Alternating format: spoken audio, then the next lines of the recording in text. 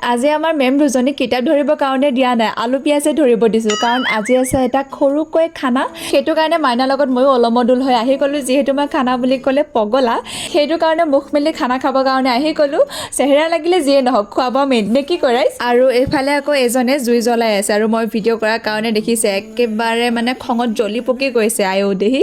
এইফালে মোৰ পিছে এটা ডিউটি পৰি গ'ল, ঘৰত গৈ ধুনীয়াকৈ কুকাৰত ভাতকেইটা বনাই আনিব দিছে। তো সেইটো কাৰণে ময়ো মানা নকৰি ইয়াতে মোনাত ধুনীয়াকৈ কুকাৰটো ভৰাই লৈছোঁ। তাৰপিছত ঘৰত আহি বনাই মেলি লৈ গৈ দেখিছোঁ যে চৌত একদম পূৰা মাংস ভাতকৈ উতলি আছে। এতিয়া যিহেতু দেৰি কৰিব নোৱাৰি, তো সেইটো কাৰণে গৰমে গৰমে একদম পূৰা বহি এয়া হৈছে মোৰ আজি থালিখন দেখি মই ৰ'বই পৰা নাই জানেনে। ইফালে আকৌ বাহঁতে খোৱা আৰম্ভ কৰিলে, মই আকৌ খোৱা আৰম্ভ কৰাৰ সময়তে আহি গ'ল দাদা, আৰু দাদাই আনিছে মোৰ কাৰণে, মানে আমাৰ কেইজনীৰ কাৰণে ডেইৰী মিল্ক চকলেট। ইয়াতকৈ আৰু কি সুখ লাগে নে কি কৰাইছ। তাৰপিছত এয়া মই এতিয়া খোৱা আৰম্ভ কৰিলোঁ। আপোনালোকে খানা চানা মাজে মাজে খাই থাকিব আকৌ, তেতিয়াহে মন চন ভাল লাগে নে কি কয়। বাৰু আজিৰ ভিডিঅ'টো ইমানে, আজিলৈ আহিছোঁ, বাই।